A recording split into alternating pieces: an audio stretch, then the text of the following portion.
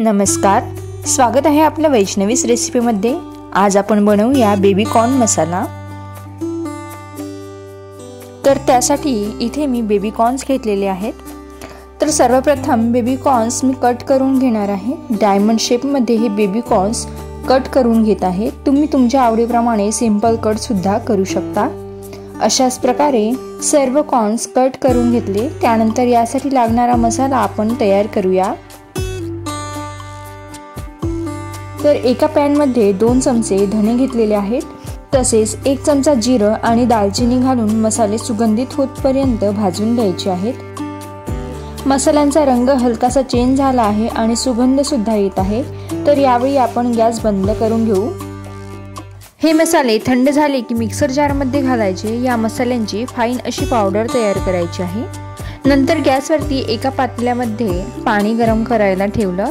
पाणी गरम झाले की त्यात आपण कट करून घेतलेले सर्व बेबी कॉर्न्स घालूया आणि थोडं मीठ घालायचं। 2 ते 3 मिनिटांसाठी कॉर्न्स आपल्याला बॉईल करून घ्यायचे आहेत। 3 मिनिटांनंतर कॉर्न्स छान बॉईल झालेले आहेत। हे कॉर्न्स आता एका प्लेट मध्ये काढून घेऊ।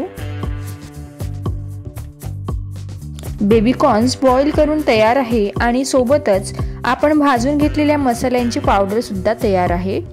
त्यानंतर मी इथे 2 मोठ्या टोमॅटोची प्युरी तयार करून घेतलेली आहे। तसेच 2 मीडियम साइजचे कांदे सुद्धा बारीक चिरून घेतलेले आहे। आता एका कढईमध्ये 2 मोठे चमचे तेल घालूया। तेल गरम झाले की यात 2 तमालपत्र घालायचे। बारीक चिरलेला कांदा घालूयात। कांदा छान मऊ होतपर्यंत सोनेरी रंगावर भाजून घेऊ।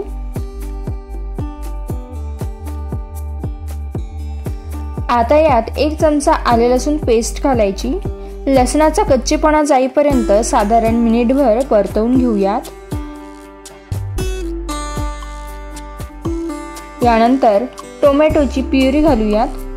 छान परतवून घ्यायचं।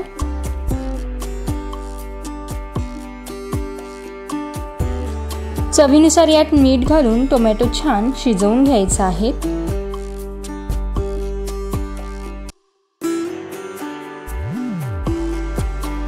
आता यात काही मसाले ॲड करूया।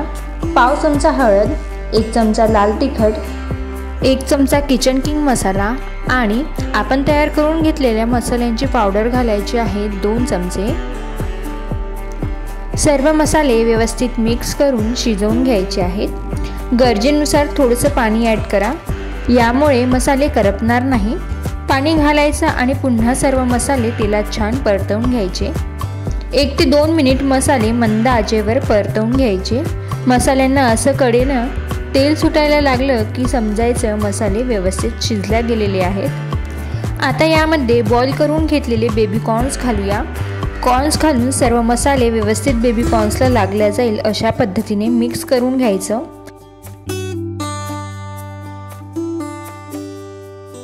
गरजेनुसार पाणी घालून मिक्स करून घेऊ।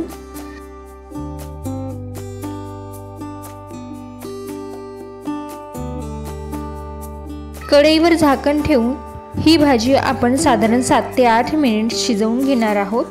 कॉर्न आपण ऑलरेडी बॉईल करून घेतले, त्यामुळे फार वेळ शिजवायची गरज नाही। 8 मिनिटांनंतर झाकण काढून बघूया। मस्त असा बेबी कॉर्न मसाला इथे शिजत आहेत आणि रंग बघा काय सुंदर दिसत आहेत। अगदी बाहेर मिळतो तसाच। यात आता थोडी काजूची प्युरी घालूया।